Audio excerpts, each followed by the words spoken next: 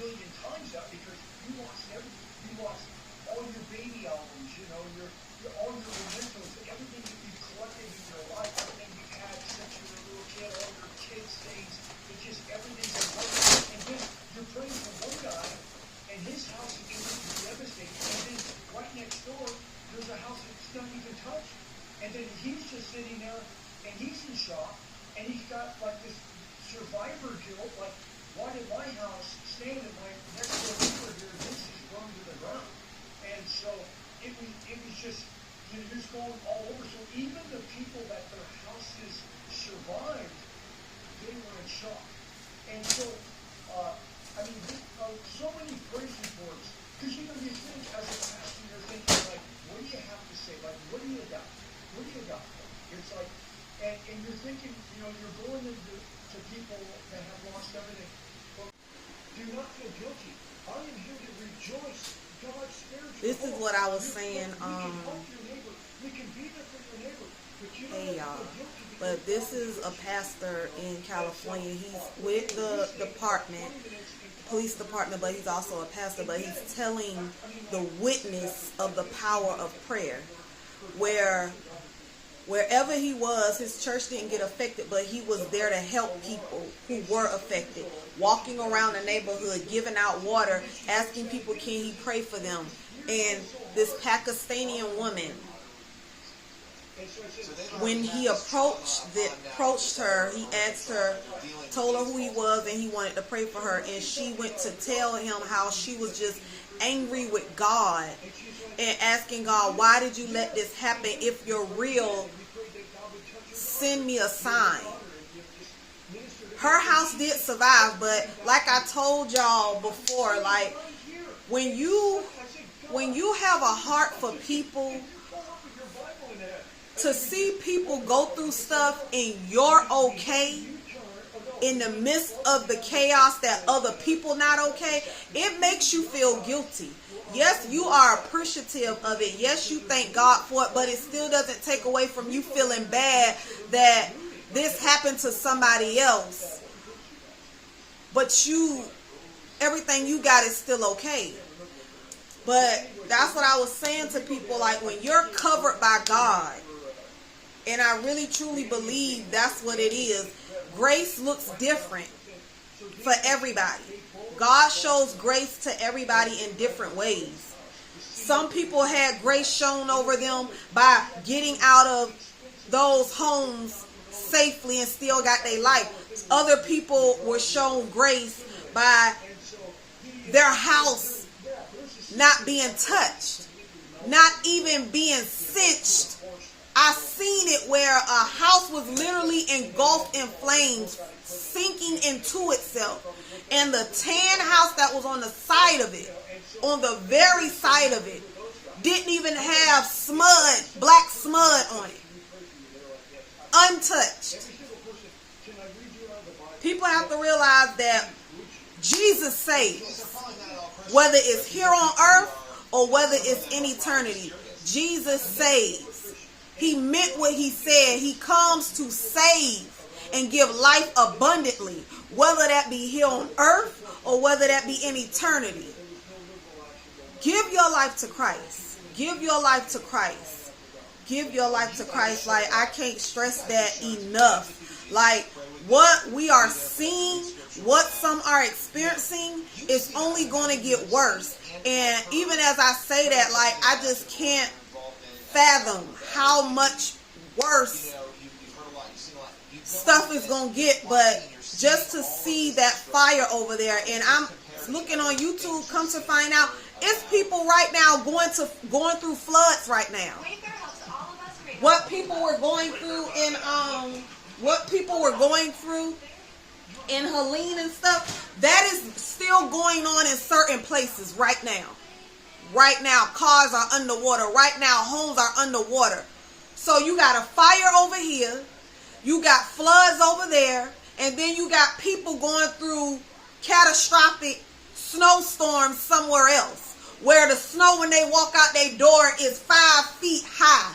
They got to walk through tunnels to get through it. Like, stuff is going on everywhere. Everywhere. everywhere. In Florida, we witnessed floods. We went through floods. I thank God. I thank God. I thank God for saving us, sparing us, covering us. I thank God. I thank him. I thank him. Because it was nobody but God. Because the path that Helene took, we should have endured more than what we went through.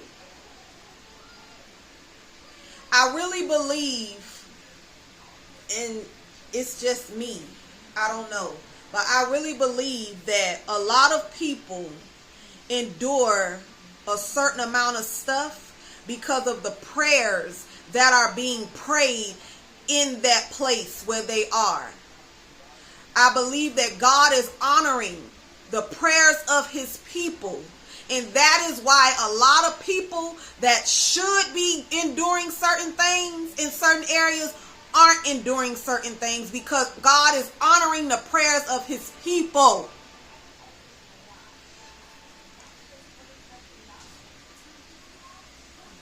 I'm still praying for them, and I'm going to keep praying for them. I'm still praying for the people that have went through those floods, who have lost everything. We cannot stop. As children of God, especially, we cannot stop doing the responsibility that is handed down to us, and we are to pray for our brothers and sisters, whether they are in God or out of God. It is God's job to judge, not ours. Our job is to pray, and if you can, be there for your neighbor in whatever way the Lord allows you to be there. If you can't be there, pray. Prayer, God hears. Prayer travels. It's just, it's something. Everything just kind of, it all levels up. It's all the same. You know, when I was in Israel, the massive devastation there. And like he's saying, like even when he was in Israel, massive devastation. Those people, it looked just like what it looked like in California. It looks like that in Israel. It's like once you hit the maximum devastation, it all kind of blends to the same. You know, it's like people are hurting and they don't know what to do. You know, because one second you have everything, the next second you have nothing. And so, I was there, with LiQWYD, and the very word eating meat.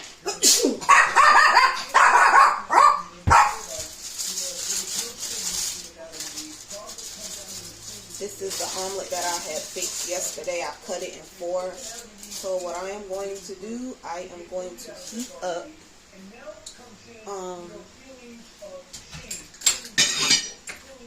2 sweet potato pancakes and 1 of these, and I'm going to drink a Premier protein shake.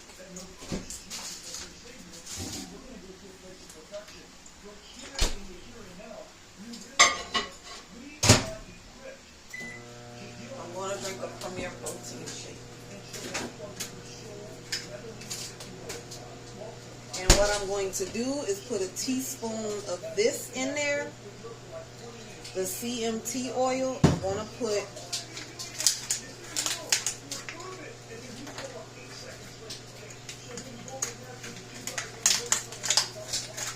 because it says you can put that stuff in smoothies too. So I'm going to put it in my drink.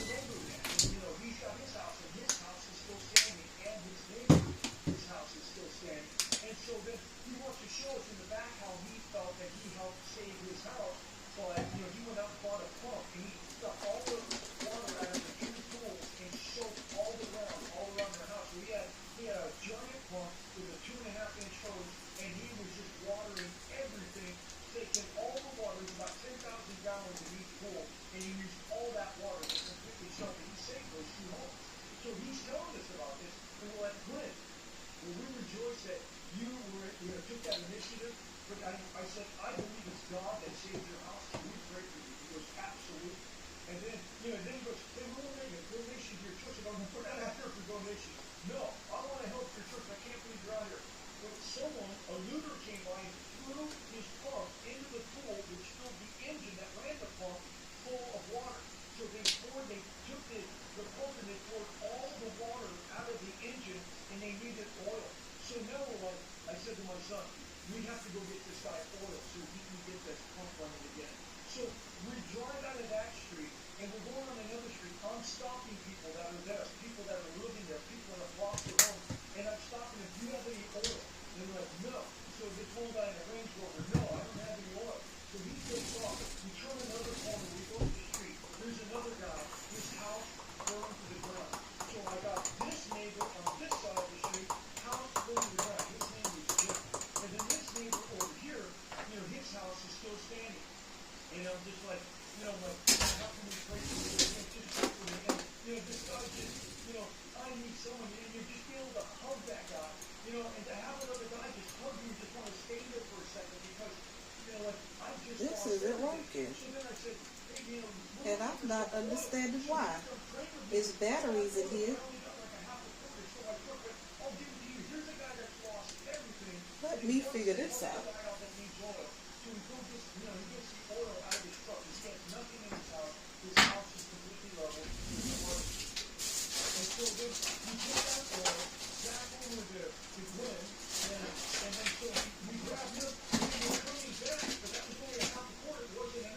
And then the guy that we stopped in the Range Rover, who went back in his house, had oil, and he hunted us down and found us. Here's a guy that's like, everyone's losing everyone, but everyone is helping everybody. And so then we went back over to Glenn, hey, now we got enough oil for your engine so you can get your pump running again. And then we took the other oil as a half a quart back to Jeff because he needed it for his truck that he was going to give it away. I mean, this is just everyone helping everyone. With all of these people, every single one of them, we're stopping, we're asking what their name is, and we're both laying hands. Girl, you need to And hush. so I would be praying with this guy, and then my son, he's our youth pastor here, he'd be over here praying with this guy. And it's just, hearing you talk about this, especially in the area of the country this is, and you said a lot of these people are supporting the most liberal or progressive or secular of things, and yet in these moments are coming together and they're open, and they've lost everything, or their neighbors have lost everything, and they're open spiritually to what it is that you guys are out there offering. What an incredible thing you were doing there. And this is almost a silly question because it's total devastation, as you said, but what are the biggest needs on the ground? There are people watching or listening to this and they're thinking, I want to help in some way, I want to be involved, I want to do something. I know that's a big, complex question, but what are the needs, outside of prayer, obviously, which is the biggest need, but the critical needs that you currently have that you right now? Well, to me, the biggest need is our love. And that's the biggest need because, it's so devastating. It's like, where do you begin? Like, it's going to take a couple of months just to kind of like, where do we start? Because it's just everything's gone. And then the people that their houses are intact, they can't even move that because there's no water, there's no power, there's no anything. And There's so no infrastructure, it sounds like. The infrastructure sounds like it's been damaged and destroyed.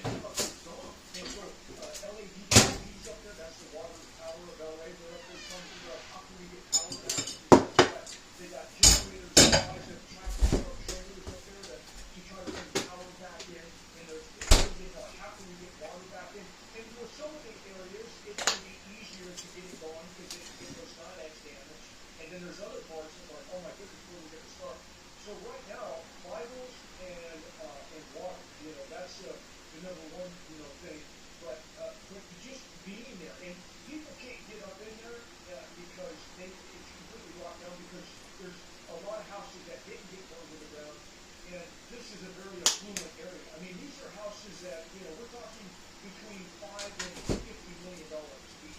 That's the kind of neighborhood that we're talking about. And I can tell you this story that these are the people that wouldn't give you the time of day. I think that the 99% of the people that we talk to that have prayed with, that asked us to pray for them, would never have wanted any. Like they wouldn't give you the time of day a week ago. But On a normal day, they would have just been like, no, thank you. Yeah.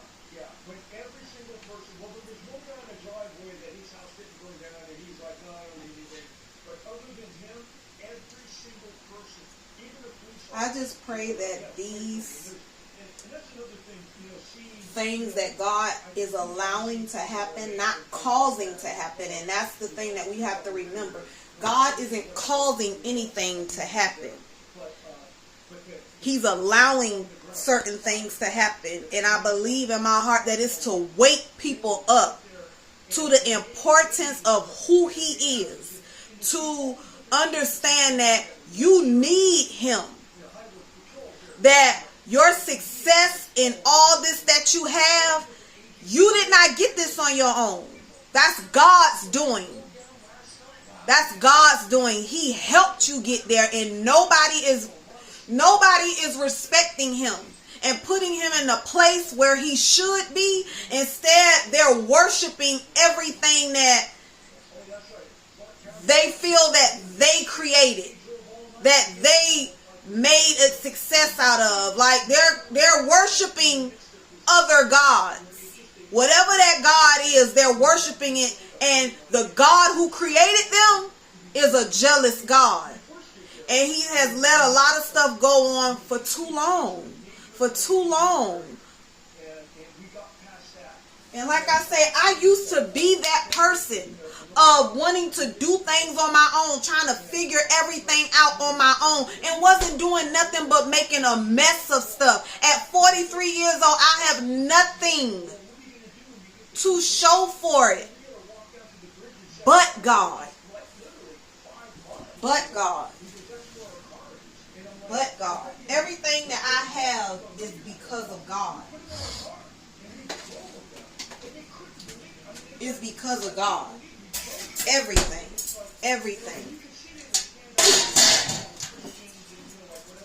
I have come to respect that and understand that nothing in my life is good is because of me. Me still having a roof over my head after almost being out of work 5 months ain't nothing but God. Me not paying a light bill for almost 4 months ain't nothing but God. But there's other things happening to me. Other things that I'm being stripped from.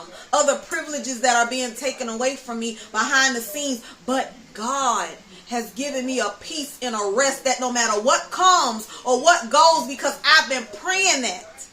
Before all of this happened, I've been praying that God get me in a place where no matter what comes or what goes or what I lose, that he is more important. That he helps me to start getting excited for what awaits me in heaven instead of what is here on earth. Because what is here on earth is going to pass away. What is here on earth has an expiration date on it. What is here on earth can fall apart at any minute, and it's nothing we can do about it.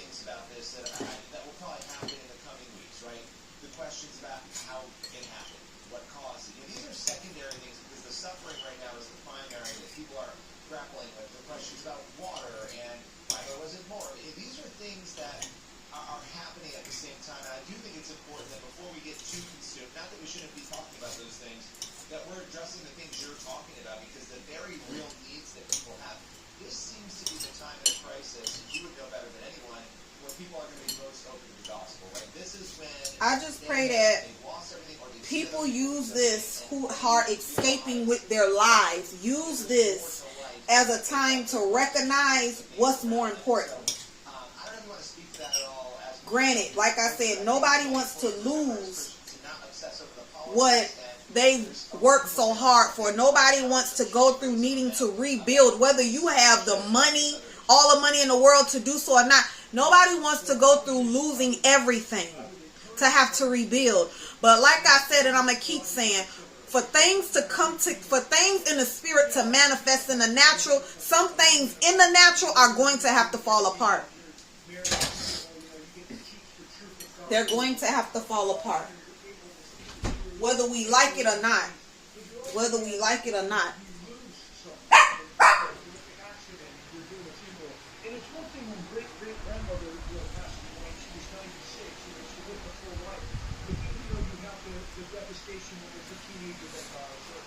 young adult guys, and it's like, the younger the person, the more it wakes everybody up. And that's what people need to hear, that there's hope in the scripture. I love what it says in Stop it. We can have hope in our heart. He says, be strong and let your heart take courage, all of you who come to the Lord. So the only person who can really truly be strong and have courage in their heart is the person that hopes in the Lord. And people need to hear, we're separated from God because of our sin. Like the Bible says in Isaiah 59, it says, God speaking, it's not that my hand is short that I can't reach you. It's not that my ears don't that I can't hear you. But it's like your sin has severed my relationship with you. But that's why and see, people need to hear that. Not from some lunatic, because that person's sharing, this is why Jesus came. He came to die for you so that you can be forgiven. We share this song. She didn't give her life to Christ right then. She thanked us for sharing with her, but I think, right here, right now, you could actually ask Jesus Christ into your heart as your Savior. And I go, He would come in. I go, a peace of God would come in inside of you. I said, your sins would be forgiven, and your name would be written in the Lamb's Book of Life. And, I don't know, I'm sure you know this story, but I don't know if a lot of people know this, but Bible says in 2024, we're up 33%. Okay? 33%. Why? Because people are sick and tired. We've been lied to through the media. We've been lied to by our government. All of these things that have happened and everything. And people are like, is there any truth? I think about when Jesus stood before Pontius Pilate. And he said, I said, here was the truth. And of course, Pontius Pilate, what is truth? What is truth? And I think a lot of people today, like, is there any truth in this world? I think it's supposed to rain. I'm not sure. But I just been praying that God supernaturally allow rain to fall from the sky, or He just supernaturally just stop the fire in its tracks, because it's devouring everything. And it's almost like, and this is just how I'm thinking. It just seemed like the fire was on an assignment. It seems like the fire was on an assignment. Regardless of how it started, once it started, it seems like it was on an assignment. Like everything has been leveled out.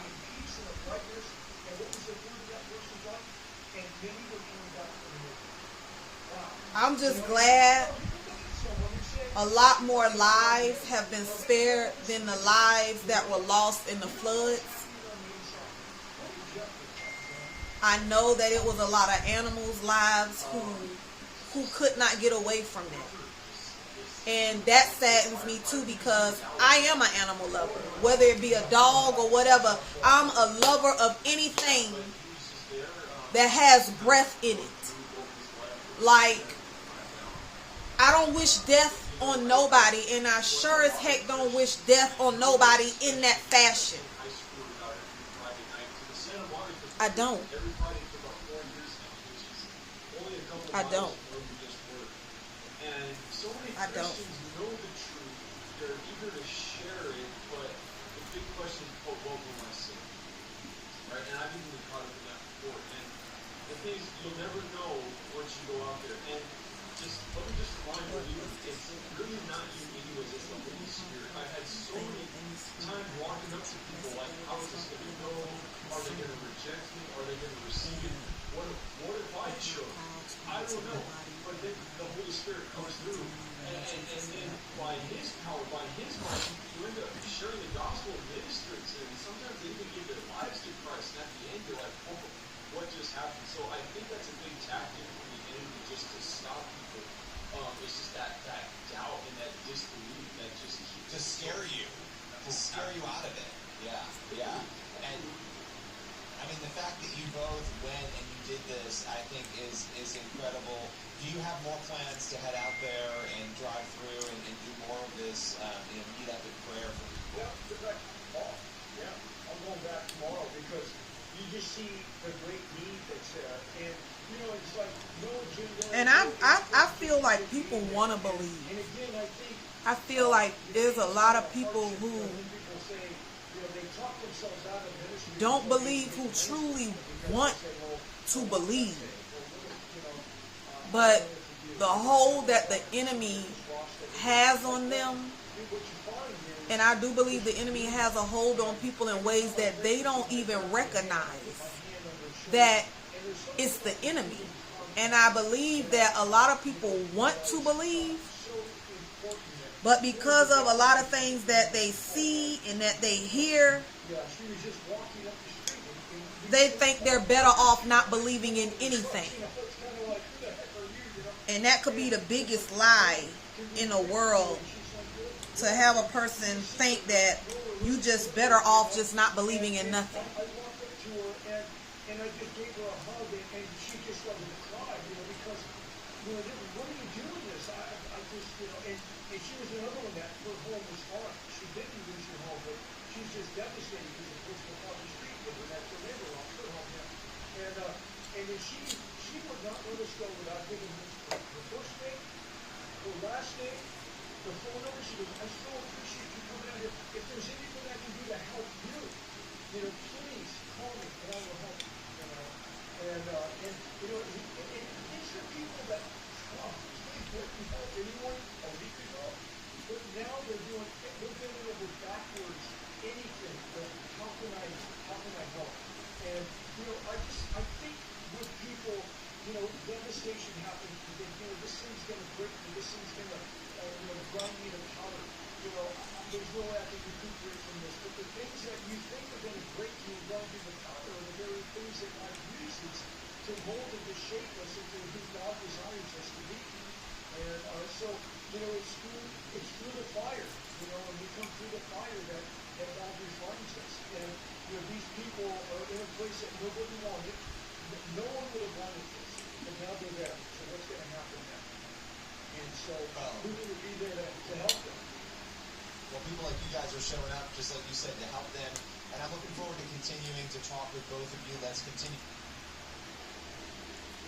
I think that's amazing what he's doing.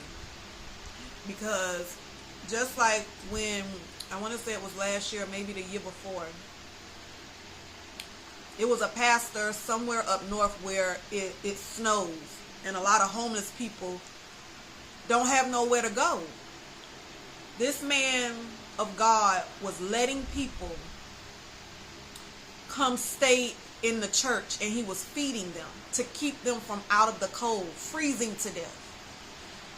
And it's just me, and I could be wrong, and if I'm wrong, Lord, forgive me. I believe a lot of people in his congregation, understand me, a lot of church people that's supposed to be walking out the Bible, people that are supposed to be lending a helping hand as Jesus did, probably was the same people that called the police department to report him as if he was doing something wrong. Probably because they were uncomfortable with knowing that the homeless people were there or had been there. But the police ended up charging him, giving him 18 charges, and told him if he don't stop housing them and feeding them, they were going to press charges on him. And he said with tears in his eyes, he's not going to stop. It's his way of thanking God and being obedient to what God has called him to do. More people, more pastors should be doing that. But they don't. They don't. And a lot of them sit there and they make it seem like, I guess safety issues or whatever. Jesus wasn't worried about that. Jesus was not worried about that. You pray about a thing, you ask God what it is that he wants you to do, and I guarantee you 9 times out of 10, if he puts you there to shepherd his flock, he gonna go tell you to take care of his people. And I'm just gonna be honest. This man that I'm listening to now and that man that I heard of over a year ago has been the only 2 pastors, and it could be more, that we ain't heard of yet that's doing what they're supposed to do, but they're the only two people that I've heard publicly that are doing what they're supposed to do. We got to do better. The church, which are the people, needs to do better. God has given us, if you have accepted Jesus in your life as your personal Savior, you have a responsibility in this family to do your due diligence on making sure that people are taken care of. Yes, I know that the world is crazy. You don't know who to trust. That's why you pray and you ask God, what do He want you to do?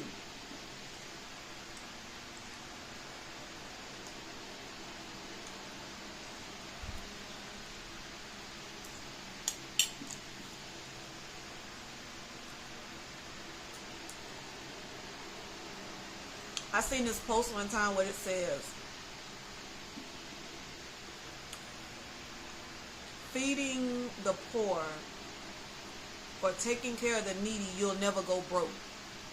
I believe it. Long as you doing what God has called you to do concerning His people, no matter what situation you in financially, whether you got a little bit, whether you got a lot. I like to think that those who are barely making it, and God sees that you have a heart to share what it is that you do have, He gonna bless you 10 times more when He get ready. But until He pours out that financial breakthrough in your life, He's gonna make sure that your needs are met. You may not get your wants taken care of all the time, but He will make sure that your needs are met as you take care of other people's needs.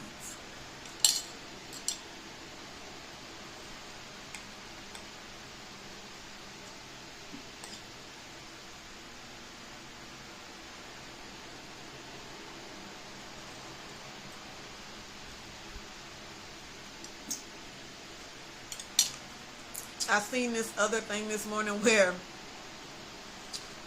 and granted, nobody wants to lose anything. I get that. I get that. But it seems like the situation is going over a lot of people's heads, that they're still not getting the bigger picture. The first thing people are talking about, one famous person seen, I guess, got back to the scene of whatever, and all he could think about was he done lost millions of dollars. That's all he could think about. It was a guy. But it's so many other people that probably have that same mind frame. I lost all my money. Money. People got to realize God is ruler over everything on this earth, including the money. He giveth, and He will take that mess away from you when He get ready. Especially when you a person that idolize it, have made it your God, chasing after the bag. And I said in one of my videos, chasing after that bag gonna make you sad. Chasing after that bag gonna make you sad. Because if you chase after God, you ain't gotta chase no bag. Chasing after God, He will make sure that the things that you want and need in life will chase you down and knock you upside your head. And I believe that. I believe that. Chase after bag. Chasing after that bag gonna make you sad. Because that bag you chasing, God made that bag. And He fills it up. And He can dry it up when He get ready.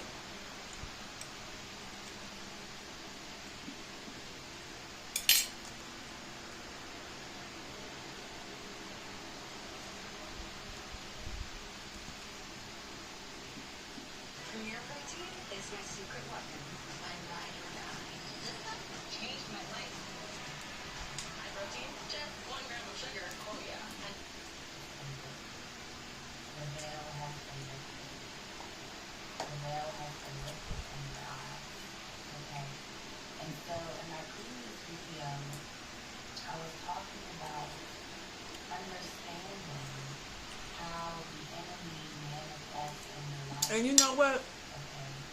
As we're going into it, you see, I'm glad to see that I'm not the only one who feel like it's that. important that we're not, To know that are not falling into the same you may trap. be okay and safe, but to see other people not being okay and not safe, it makes you feel guilty. It makes you feel bad. Even though you're grateful, it puts a feeling on you that is just uneasy. Because you don't wish to see people devastated like that. But you can't control the grace that God puts on your life. I mean, you can to a certain extent, but you can't determine who God is going to spare and who he's not going to spare. That's not up to you. That's up to him. But the pastor said, he told that lady, don't you feel bad because your home is still standing. Which I know we're not supposed to feel bad. We're supposed to be grateful, and we're supposed to pray for people, and if you can help them. But I don't think a person who has a heart for people and to help people can even help that they feel that way. Like,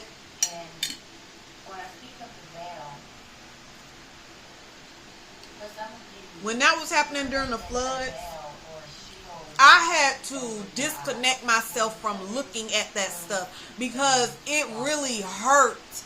It hurts your heart to see that. And you end up being in a place of just worry and fear. What God don't want you to be. You end up worrying so much and feeling the way you feeling to the point where you're in a place where God never intended for you to be and don't want you to be.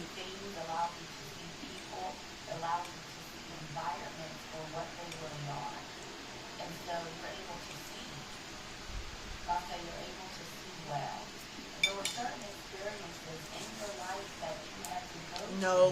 That trained your eyes.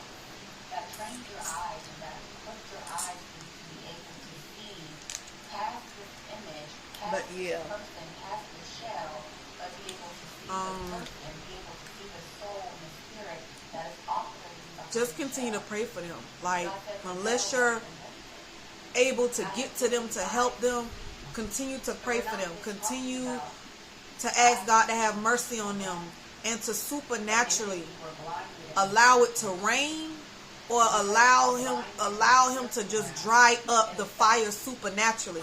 And also, while you at it, pray for the fire department, the rescue people, the people in the helicopters dropping the stuff down to try to help it die down. Like, these people are exhausted. These people haven't had sleep. These people's eyes are burning. These people are trying to stay awake, trying to stay focused in all the chaos of the smoke and the fire. And I pray that they get a raise like none other. Like, I pray that they are rewarded for what they are doing. Because they themselves probably done lost everything. But they out there fighting for you. Fighting for you.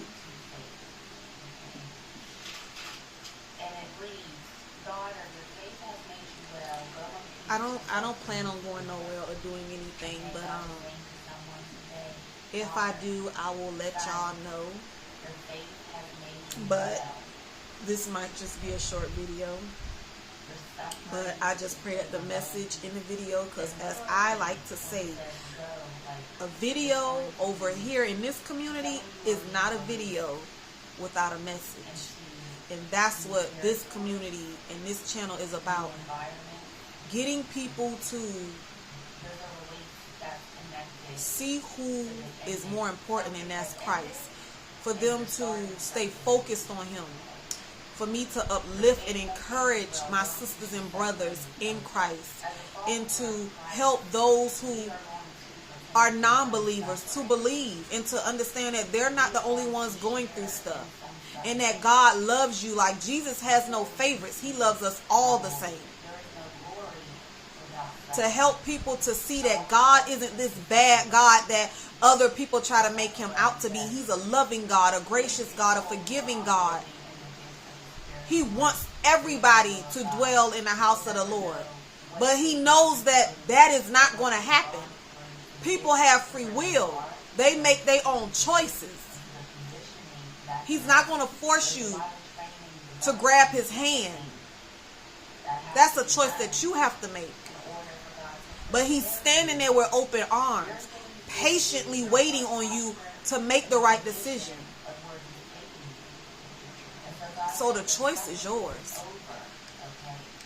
Y'all, I'm going to cut this video short because I'm not going to be doing nothing else. Not going to be doing nothing else. I will be doing a live tonight at 8. So if you would like, please come by. I welcome you to join a live. I'm pretty sure, positive that you would be blessed and appreciative of the community that God is building through this channel. So if you can, stop by. If not, I will see you soon.